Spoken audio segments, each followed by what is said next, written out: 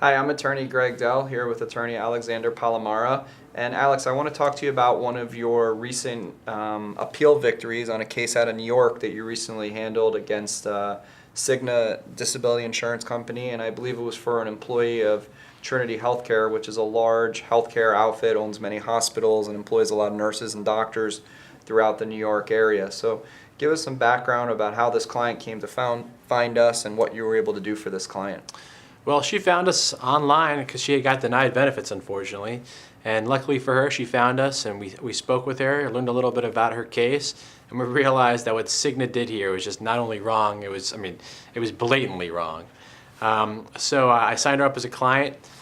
We did an appeal, and we're happy to report that the appeal was successful, and we got her back on claim. And even goes further than that. Now, actually, Cigna offered her a lump sum settlement of her policy, and now they've technically bought her out of her policy. So not only did we get her back on claim, but we also got a buyout. But it wasn't the easiest of processes. I mean, the denial by Cigna, it was blatantly wrong, but still the ERISA laws, they always use the ERISA laws to support their denials. So what we did for this appeal was, it was pretty much textbook. She suffered from cervical and lumbar issues, stenosis, spondylosis, degenerative disc disease. When Cigna denied her claim, they relied upon internal reviews by their claims examiners and their medical directors.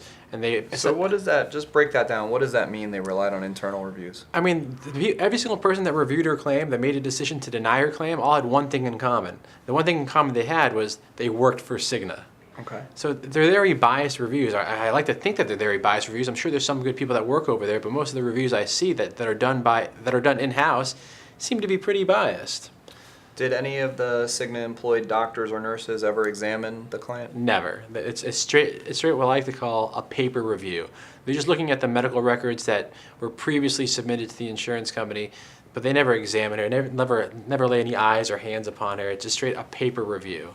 Did they ever reach out to her at all to talk to her? Vaguely. They send random requests that maybe she saw, maybe she didn't see them. But they kind of use that to their advantage. They want to have no responses. Or they send a letter to the doctor. They may or may not have faxed to the doctor or not.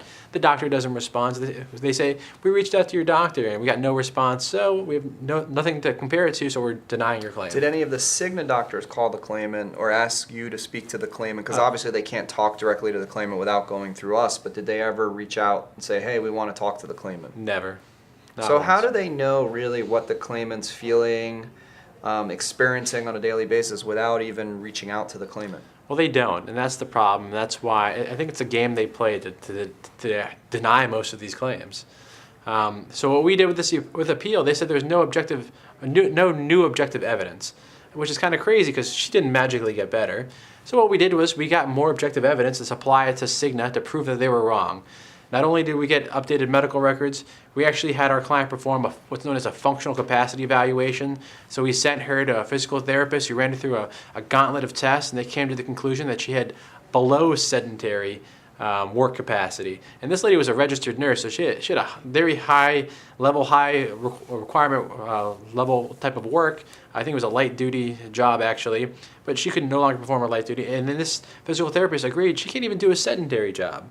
Beyond that, we talked to all of her doctors. We got them to sign letters and fill out forms for us that all said that she can't do any occupation. And that's why Cigna denied her claim. They had paid her for 2 years, but they denied her at the change in definition of disability. How often do you see Cigna and many other disability carriers denying a claim at the change of definition from what would have been her own occupation as a registered nurse to any gainful occupation? How often do I see that? I work 6 days a week, so I see it 6 days a week. Some days I work 7 days a week, so I see it essentially every single day I work. I hear of a denial being denied for the change in definition of disability. Okay, so that's one of the most common causes of... All day, every day. All right. So in terms of objective evidence, what does that mean when you mentioned that? Well, you want to have, if you can have reports from MRIs, X-rays, whatever it may be, something that they can't refute. They can't say that you don't have such and such diagnosis when you have objective evidence. Let's just say if she had HIV, there's a blood test. They can't deny objective evidence, but they love to say that there's no objective evidence.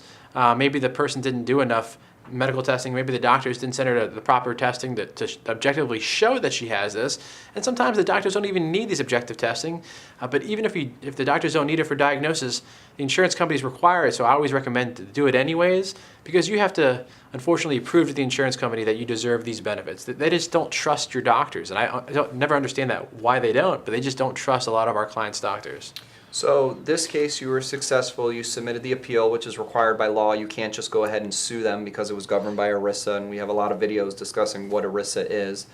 But what was somewhat unique in this case, not necessarily so unique for Cigna, was the fact that you won the case, and then within about a month or so later, Cigna reached out to you to say, hey, is your client interested in a lump sum buyout of the disability policy? Can you explain what a lump sum buyout is, what that means? Essentially what they're doing is, instead of paying her piecemeal, a couple $1,000s per month, they're giving her a lump sum settlement where they're giving her a large sum of money, saying, if you agree to take this amount of money, we're basically going to divorce you, or each of us are going to go our separate ways. I mean, it's great in the sense that, you have to give up a little bit of money. If she would have stayed on claim to the age of 65, let's say she would have got $300,000, and now she's accepting a percentage of that, a high percentage of that, but a percentage of that. But you're giving up something in order to gain something. And what she gains, I mean, when you're on claim with Cigna or any insurance company, you essentially have an anvil hanging over your head at all times. The anvil can drop, and when the anvil drops, you're denied benefits. So what this really does is she had to give up a little something to get that anvil from being taken away from hanging over her head. And now, I mean, when I sent her the release agreement yesterday, I mean, you can just hear the relief in her voice. It was probably the happiest day she's had in years. Right. I think buyouts aren't for everybody, or what we call lump sum settlements. They work in some situations, others they don't. Sometimes the numbers don't make sense.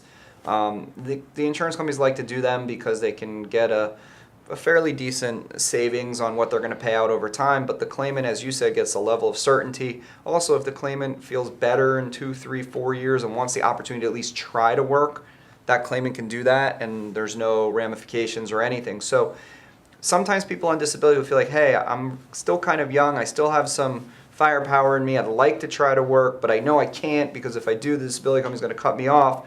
They then have the opportunity to try to do that without worrying that they're going to sacrifice everything. So sometimes buyouts do make sense, and I know we negotiate hundreds of them every year with multiple different carriers. So all around, congratulations on winning that appeal for the client. The client was obviously thrilled. And just for anyone watching this video, we represent clients all over the country. We always offer a free consultation, and we look forward to the opportunity to discuss your long-term disability claim with you.